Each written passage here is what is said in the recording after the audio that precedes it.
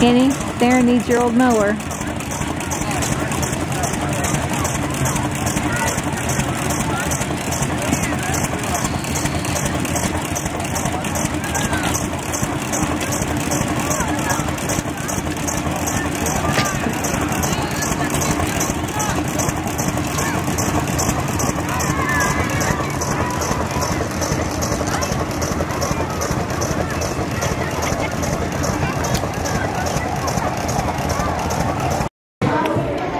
This is inside the big red barn.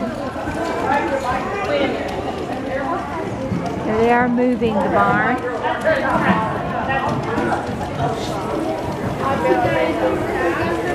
Theron, look, pictures on moving the barn. Oh, okay. Of course, the ladies' restroom line was very long, but it's nice because there's restrooms here now. Hey boys, you guys ready? Here is the gift shop.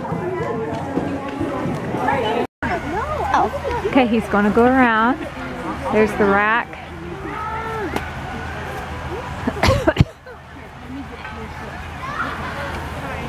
Okay.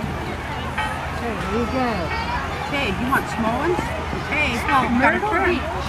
Yeah, I got it. I was there. Yep. Oh, there you go, Theron. Down in there.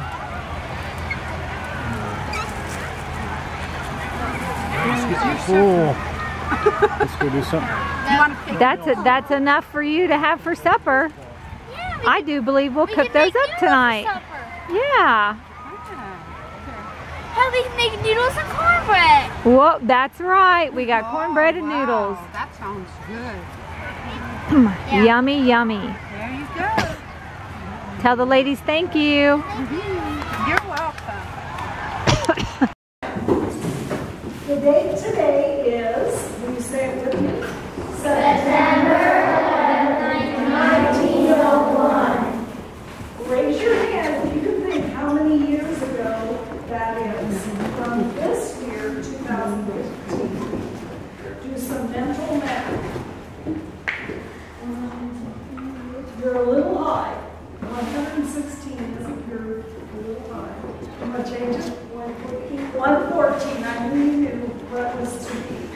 And they would have all started their class day each morning by saying the date and then doing the pledge to the flag.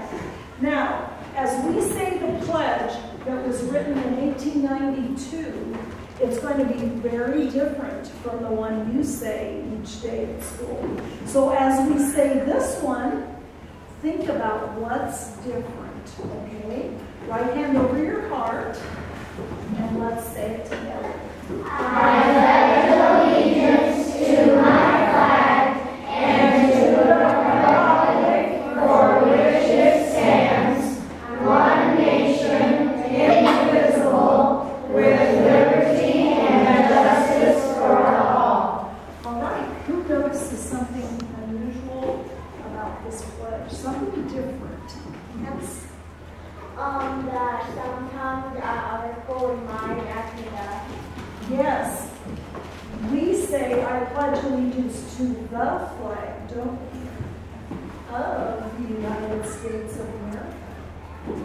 There's two words missing in the third one. Do you see it? What it would be? Yes.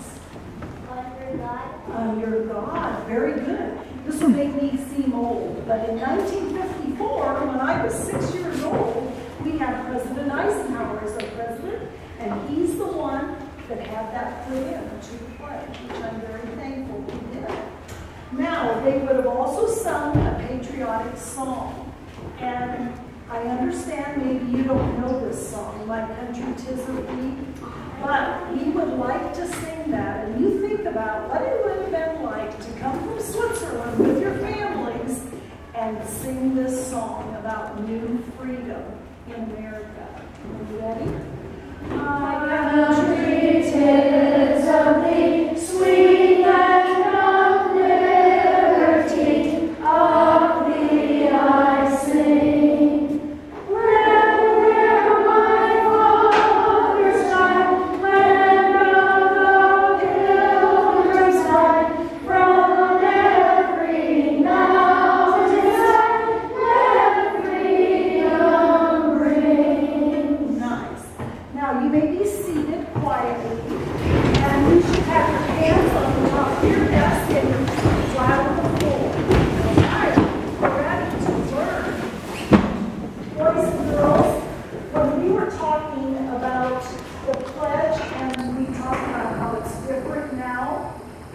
in 1901, the flag that we pledged to, it would have been totally different than ours. Do you see anything that you might think is different about this flag in 1901 compared to ours? The stars. Very good. And the stars stand for states, don't they? There are only 45 stars on this flag. That means 5 new states came into the United States after 1901. Would anybody like to guess what one of those states was? Would you name one? No, that's a country. Did you forget? Alaska, Yes, Hawaii, Arizona, New Mexico, and Oklahoma. In the old days, in 1901, after the pledge, after a patriotic song, the teacher would read from the Bible, and I'm going to do that today. And I'm going to pretend that we are back in 1901, and we had a problem yesterday after noon recess. Somebody told me that there was a lot of pushing and shoving. And I understand, Joseph, that you pumped the water yesterday, so I thank you for doing that. Would you do it again today? Okay. And I want you to remember, after I read this Bible verse, what it says about even getting drinks. When he pumps the water and he dips in and hands it to the first person, take your drink, remember, pour out what you don't drink and hand the cup to the next person. And they can dip in and take their drink. But we don't want pushing and shoving. And this is what Ephesians 4:32 says. Be ye kind one to another, tender-hearted, forgiving one another, even as God, for Christ's sake, hath forgiven you. So today, while we have Joseph pump the water, please remember to be kind. Can we do that? Yes. All right. It was very, very important since you came from Switzerland and your parents had a hard time in Switzerland. Do you know that they were pushed up into the mountains? They didn't have good soil to grow crops and make money because of their religious beliefs. And they couldn't worship the way they wanted to. So they decided they would come to America. So your mothers and fathers really want you to learn English. Now, I know you speak Swiss, and you're allowed to speak Swiss a little bit on the playground.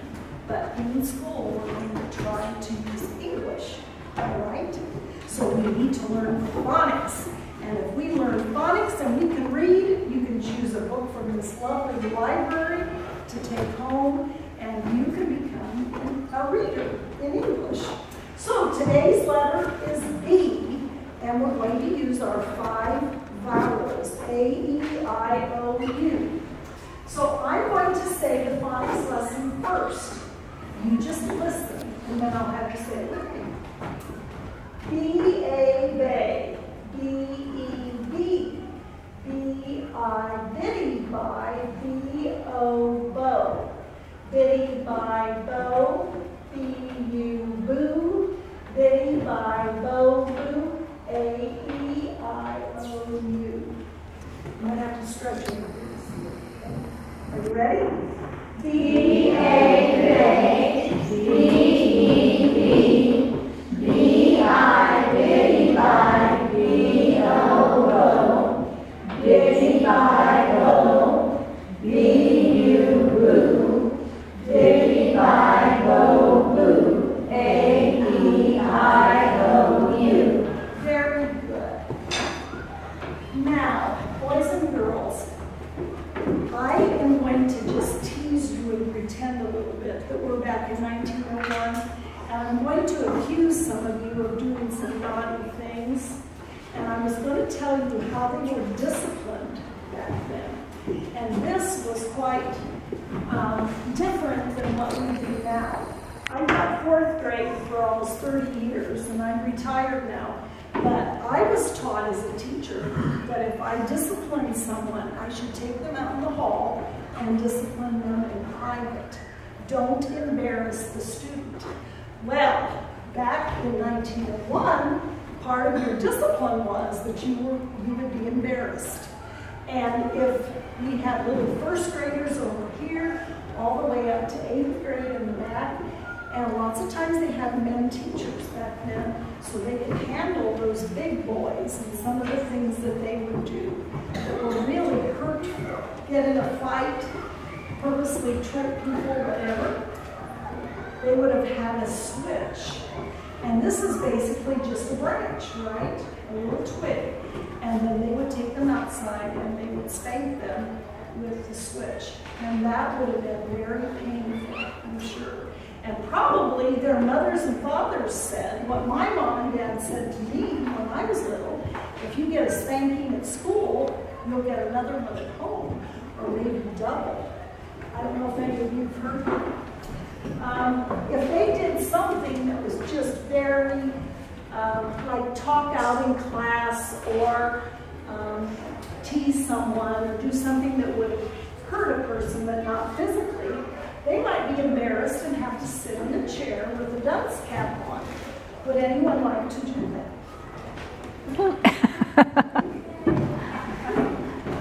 I think it fits on a steady-sized head. Thank you.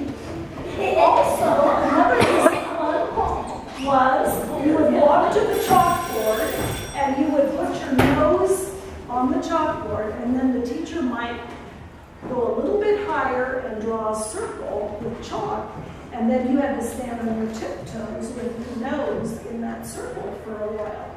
And that wasn't fun either. But boys, if you did something like putting a spider in somebody's lunchbox or something just a little bit ornery, let's see, what do we pick here? Let's see. Okay, he says he can be in. So if you did something ornery like that, then you might have to say, Elmer, because of what you did to Sarah over here, you're going to have to wear a girl's cap all day. It's going to look a little silly outside when you play ball. All right? But The girl's bonnet on him. Now, one of the things that I want to mention before you leave is they used to ring the bell a half hour before school started, and then also at the time school started. And do you know why? I was actually going to say, what if a girl did something like that? Oh, you know what a lot of times the girls have to do? Yeah, you probably sounded like I was just thinking on boys, you're right. Girls, and boys might have done this too, but you had an ink jar made out of berries or something like that, and then you would have either a fountain pen with a point or maybe a feather with a sharpened point, and these fit right into the holes there on your desk. Well, I don't know if you've ever tried to write with something like that, but it can get very messy, and if you just bump it, it's going to smear if it hasn't dried yet. And so they didn't want people to have messy handwriting, so people might have to stay after school and write, their homework over or do something like that. But I did want to share one of the things that was really bad for boys or girls. You were not to be tardy. That was not acceptable. So if they rang the bell a half hour before school started, and you maybe had to walk, the most you'd have to walk is 2 miles to school, I would say, I would know I have to be by a certain tree, or I have to be by a certain creek or something when that bell rings a half hour before school, so I can make it on time. Do you know what happened if they were tardy? I wonder if you're tardy at school, you just take a slip of paper from the office to your room maybe, or something like that. Back then, for every minute that you were tardy, you had to stay 5 minutes after school to help the teacher mop the floor, wash the boards, or whatever. So, as you leave today, go straight home, mind your manners, and obey your parents. and help with the chores. Thanks for coming. You take everything.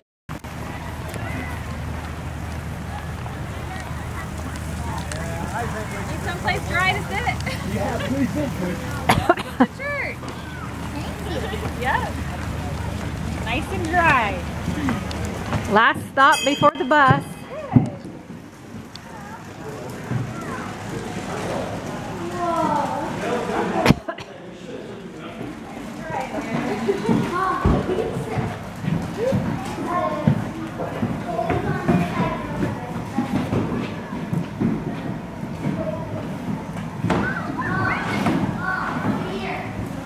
Okay.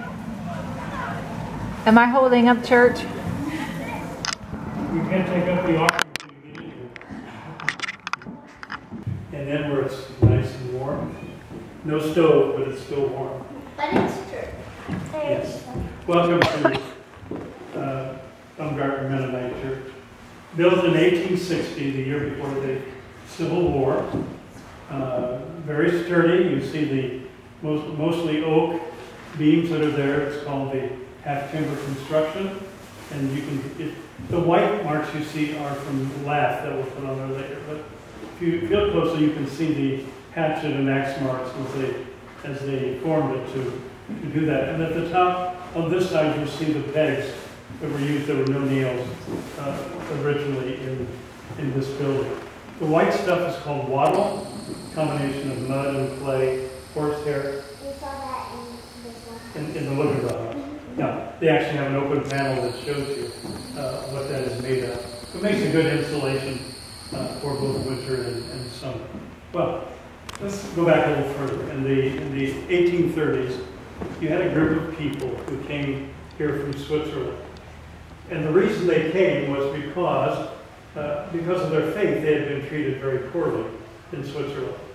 They were what were called Anabaptists, which means they baptize again. They didn't accept infant baptism. And Switzerland was a country with several formal churches, the Reformed Church, the Lutheran Church, the Catholic Church, all of whom did infant baptism.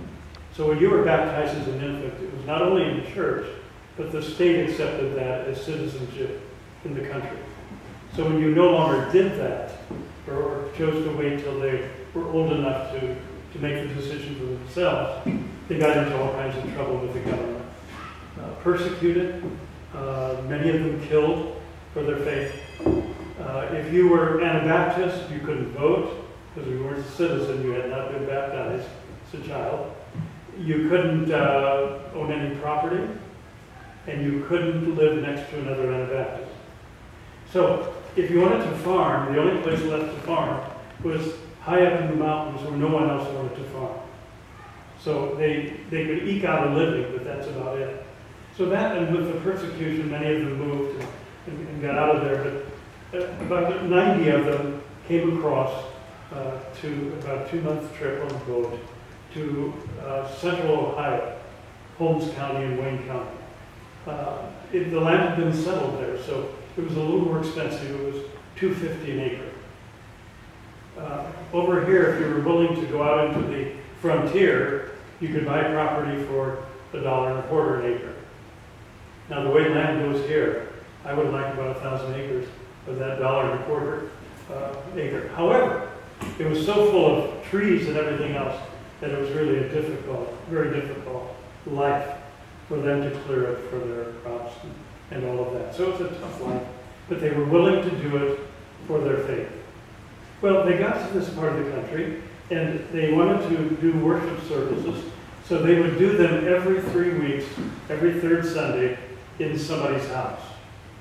Now, you were in Loganville House, you saw how those rooms are terribly big, and so to get 10 families with 8 kids into one of those rooms became a very difficult thing to do. So eventually, as more land was cleared, they built the Baumgartner Church. Still was, every 3 weeks, there would be worship. Now, when the settlers came to this country, they had been persecuted by the government. They had been persecuted by the other churches. Therefore, they wanted no stained glass windows. no bell towers, anything that would have reminded them of the churches in Europe. So they became very simple structures with plain glass and no bell tower at all. This was a door for the women and a door for the men. And unfortunately, or fortunately, depending which side you're on, the men were considered more important. Now, if you're involved in the church today, you know how silly that thought is, but that's another thing. The men had the place of honor. All of the leadership of the church would have been the men as well. All right, it's the third Sunday. I'm going to worship, and people are coming to worship, and I'm going to be preaching. I would be seated behind the table that you see behind me. I would not expound the scriptures standing up. That is too proud of a position.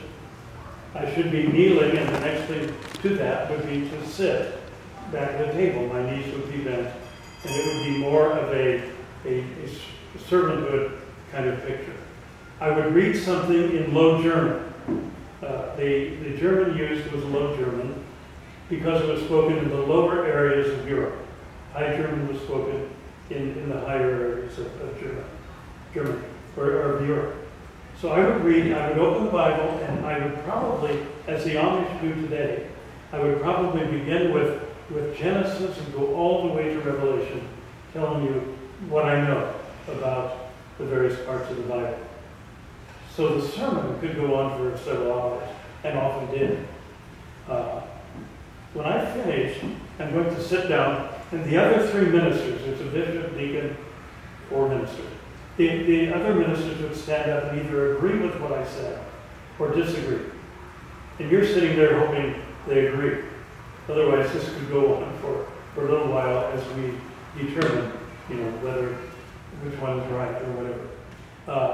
And so again, we would just hope that those people would agree with that. Again, the service was very important. It was very much a part of their lives. That was the only time they might see any neighbors or friends or relatives who lived away from there. And so you made a day of it and had your lunch and played volleyball or softball or baseball. The men and women would solve the problems of the world as they would visit in the afternoon. We'd go home just in time to make it for either evening chores or before dark, because it would be dangerous to do it otherwise. Now, a part of the worship service that would also be very important would be the music. And Mary Beth Boozer will tell you a little bit about that. They didn't have any instruments. Instruments would have been considered worldly, and so they were forbidden. No pianos, no organs, no guitars, or anything like that. But they did sing, and they sang a lot, and that was pretty important. They sometimes sang just from the book of Psalms out of the Bible. And then they had this book called the Ausland. This is a new edition, all in German, and written by a lot of Anabaptist people. A lot of them are stories kind of about the martyrs, the people who were persecuted for their faith, and other things like that. Most of them tend to be long. The short ones in here are something like 10 verses. And the longest one I found is 71 verses. It's hard to imagine that you sing all 71 of them, but maybe they did. I'm told that Amish folks still use the Ausland today, and I don't know how much of it. Most of these at the beginning says use such and such a tune, so we assume they knew what those tunes were. And then they put these words with those tunes. Eventually, somewhat later, then they had this Gesangbuch mit Noten. So this one is written more like a hymn book that we would see, which has notes right in there. It's still in German. The services were still in German. And there are some tunes in here that I recognize that I think are still in current hymn books. And then there's some that I don't recognize that I think probably have fallen by the wayside already.